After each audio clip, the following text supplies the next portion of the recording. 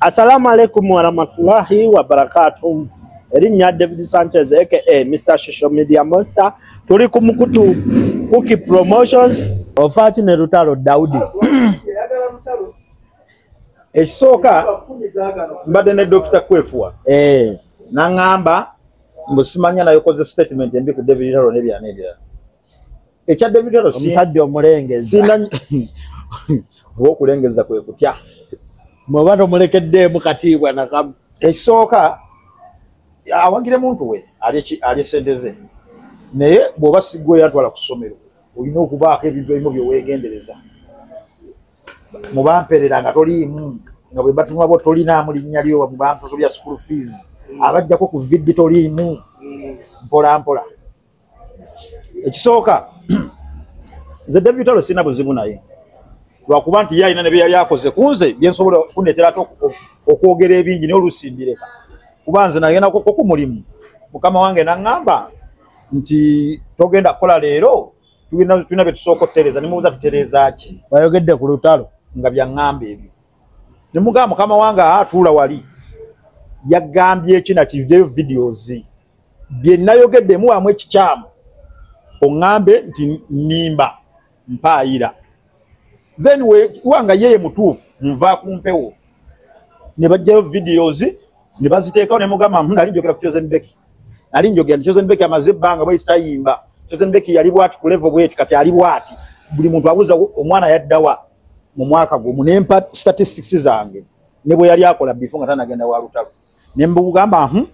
omanyi mukama wange bwe yangamba yeso soko okyogereko omwana oyo yaddawa kola bintu byo bandekandeke kola bintu byo bwe kito bwe kyali ku mulimu naye saateekawo mbeera wadde yasituka ne ku level n'okujja ku level agambe nti oyo abamugobe ku mpewo taddamu kwogera ne mukama wange ne tutuula ekyo ne nkiyitako ne bagamba ogwokubiri yalina lonki era ne bantuuza mbigambo nti kale basabye lonki kyene eyaserera byaddako ensonga y'erugogo Chosen Becky yali akyaliyo ndi kakati bwe tusaba ensonga eno osooka ogiwummuzeemu ya Chosen Becky paka nga lonki y'omukulu ewedde ne mubuuza bye biki nti eri campaign gy'obadde oliko Chosen Becky osooka ogiwummuzeemu paka nga ki nga lonki ewedde olyoka obiddemu kati ate nze abampanga information nga tebali mu kampu mwennyini kyovula nti naleetanga ebintu nga yeewunya gye mbijja baalinga mu kampu ye mwennyini nga be bampa information nenzija ne mbyogera naye finally Chosen Becky ne tumugjayo ne mugaa Chosen Becky you are now free genda okola endongoyo notuusowayo kyomulanga yesa musanyufu ne ku TikTok mumulaba musanyufu very happy eddembe yafuna very happy nafuna ne ku sende kati ali bulungi alina ku sende Chosen Becky tomuteeka kuki ku level eri eyedda alina mu ku sente kati badengeza okulaga kati eyo ne kiggwa nze saamuddako naye olw'okuba artist ate show ze tukola z'abayimbi kati tugenda omaliriza ng'oluusi muba mulina we muli nga mwogera ne bayeta story nga story ya muki erimu erinnya lye kitegeera kati ne bagamba nti tugidiscussinge of course sigenda kulimba because eyo si nkola yange bwe kiba nga balesa story nga ya ndongo nga linnya lyomu eriri era ngenda kwogera ebituufu kati story yazze twadde ku Bukedde ne bagamba Rutalo yakafulumya ennyimba mmeka 10 si 10 8 ziringa 4 kati nga bagamba yakafulumya kale oli agambye 10 zimanyiyo nga 4 oba 5 olwafeefe tozisoma sise luleke sise lwani silwaragadde olwo ezimu nange sizimanyi ezo zoyogedde naye kati yataako ne 3 olumu waliwo olwalina ne Bridget Mars ono nga mumanyi nnyo ndowooza ze zemmanyiko ze mbadde njogerako andi ono yali alinayo kojjaawo kati mbadde nkugamba ne link ate alina ground bamuweereza azikube somadde gamba nze mbaddeyo ndaba ennyimba zibadde ziwezenga mmeka 5 zemmanyiko yazikuba kaseera yabaze 10 ne katwali tukola story ku Bukedde ne Saimo baga naye Rutalo wedda nga tasobola fulumya nnyimba ziwera 3 nga lekuliiko nga tafunyeeko luyimba lw'amaanyi lumutwala mu lonki naye ku zino zonna zasembye ofulumya kuliko oluzito wa lonki teziriwo naziyita kibuye tewali luyimba lwogandi lugenda tuyita mu kivulu naye Rutalo netubuuza ki ekiganya ennyimba zino kola ki okusala kola nnyimba kati nze manyiko 5 ne yambalidde 10 naye zonna ndikuli osobola kukola kivulu obuzibu buliwa kati ne tuwete ensonga zadde bbiri. Ensonga esooka tiimu yakyuka management. Tiimu ye waliwo abaayiwangawo omubiri nga batukubira amasa nga ne oba toli mukwano gwa lutalo osobola okukola omulimu kubanga akubidde ayogedde naawe bulungi. Okuva Uncle Ai we yagenda. Ivan Uncle Ai yali atereeza ebintu yala. Ivan yagenda naye naye ate era alina beetayogera nabo. Naye ate waliwo abalala oyo gaayo oyo w'ebiviiri yani Anikulaman. Nassa. Nze Nassa teyali kyali wange naye ng'amanyi okukubira essimu ng'ayogera bulungi. Alinga Enoka kati. Nga si kyali wange naye nga bwakubira essimu ayogera bulungi nga naawe okkiriza omukolera kyakola ki kyayagala because yali ayogera bulungi. Kati oyo yalingawo ng'era asobola okugamba muganda wange biki ng'akakasa n'okola ekintu naye nga tokikoze nti okikoze lwa lutalo okikoze lw'oli eyakubidde essimu. Kati tiimu y'abaana abo n'ekijjamu ndowooza abakyali naye. Kati ekijjamu tekyakuba nnyo masebo. Ffe teyatukubiranga nkunyonyodde bankubira abankubira oyo yankubirangako Nassa. Kana akantu nga tekaafa kaakati Kulaman naye nga kkubira. Kati mbategeeza okugamba nti ensonga eyasoose tiimu ye abasinga bakola ki bagenda negayo mulago bayita Anatolius naye yankubirako essimu naye ng'alaga naye yavaawo nejjuke na Anatolius yajjangana ng'atugamba nnyo okukola ebintu agamba ayi yamutwala wawe. Okimanyi nti Anatolius ng'ajja n'akugamba yansanga ku TV nga tukola show nali ne Ero Magic oba naani najja nga tazze kugamba kukuyisawo oluyimba lwe ng'atugamba kuba luyimba lwa David Lurato kanga naye muyimbi ekyo siri kyerabiro oyo gaayo Anatolia yajja ng'ayagala tuanalyze oluyimba lwa David Lurato kanga naye ayina olulwe naye nga tatugambe kwogera ku lulwe ngeza okulaga ttiimu bye yali ekola. Kati Anatolia seri akinkozeeko ng'atwegayirya muyisewo ennyimba za mukama wange. Kati naye yagenda kati mubaŋŋambe n'oyo w'ebiviri naye yagenda DJ Nassa naye yagenda n'abalala. Kati tugambe nayo naye oyinza okuba nsonga buli olabika kati omukulu sente azija yekka. Nassa baamugoba ne Roach. Lwaki bano baagenda bwe bagenda baba balina kye bakutoolako bw'oba tomanyi. So kati ze lwange yali byadde bigambo byange nti lutalo waaba alaba zino ennyimba zonna nga zigaanye wakitadde ebbali n'abaako ekintu kimu kyatereeza you revise bagita self audit weekolako audit ne weebuuza what's not happening what went wrong. Ambagamba ebyobufuzi eyo yadde point yakubiri naye yabadde point esoose management because bano abantu buli we bagenda n'osigala nga sente ozirya wekka kikutoolako oyagala toyagala bangi bekikosa ne bajoni bulaka kibakosa n'abalala buli woolya wekka. Kati zedi ekyokubiri ebyobufuzi nze ndowooza ali asobola okiyitako naye yabinyooma ate naye okubinyooma era kiddayo ku management because management esobola okujjaera n'etandika okutereeza embeera wadde nga gwe tolina kyoyogedde management ejjeeno n'etukkakkanya bane omusajja waffe teyabyogedde bane okitegeera buli woobulayo omuntu akuwolereza byonna bikutuukirako sente zo zirya wekka naye naawe omala n'osiwuliramu kyekyo kyekitegeeza naye kyeggamba kyekino nti ebyobufuzi eri asobola obbiyitako because ebigambo ebimu bayinza lako baali bamuwaayiriza tewaaliwo obujulizi bumala bulaga nti yali abyogedde naye ate management eyandituyambyeko okuleeta amazima ago tewali yali akikola. So kyeggamba nti ebyobufuzi yabinyooma ne yeematira yali asobola okukiyitako senga teyabinyooma n'okwematira senga yavaayo n'akyadressinga mu ngeri entuufu abantu bandimutegedde. Ekyokubiri nze kyendowooza ekyebyobufuzi ekirala ekimukosa ekintu kya federation kino okubeerayo kimukosa. Omanyi abantu abaalabuka amangu abalina ku bantu abagezigezi ababeetoolodde buweeyo omu Shiba Benzi Shiba yali addirira wali ku lusegere lw'omukulu bw'omanyi nti abantu abakola ne Shiba abasinga bagezigezi omuli baddirisa abo omanyi kye baakola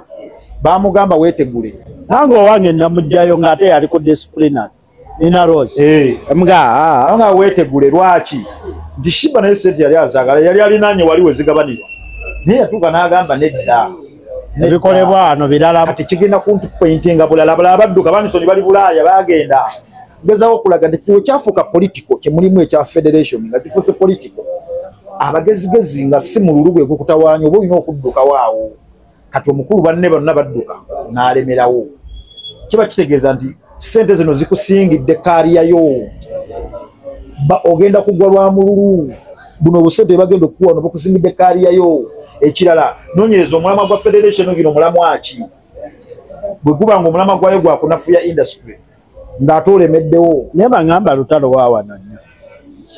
woba waawano balala baawo abadduka eno kaliyayo situkubuziza waawo wagire tukugambye oba oli wano tukubuziza eno kaliyayo ekikosa kaliyayo odduka kyogamba buli muntu atali mu federation tawagira ye NRM wali abawagira NRM naye nga tebali ku federation olwa kaliya zaabwe ekintu kifuuse politiko olemeddewo era nze mugamba mu mutima mulungi bw'aba akyali waawo ng'akyali ne Kenza